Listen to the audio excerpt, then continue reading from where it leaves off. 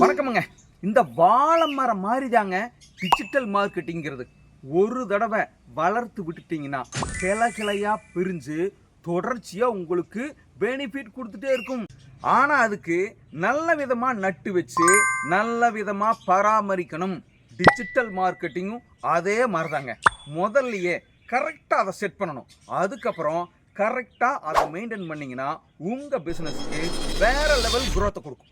Digital மார்க்கெட்டிங்கில் முக்கியமான முதல் விஷயம் என்ன தெரியுமா?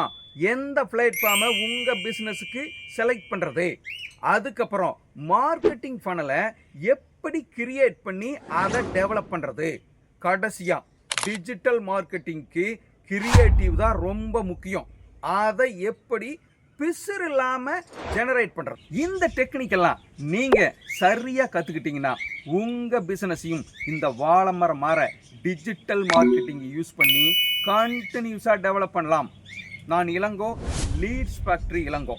ஆன்லைனில் தமிழில் ஸ்டெப் பை ஸ்டெப்பாக டிஜிட்டல் மார்க்கெட்டிங்கை உங்கள் பிஸ்னஸ்க்கு எப்படி யூஸ் பண்ணலாங்கிறத சொல்லி கொடுக்குறேன்.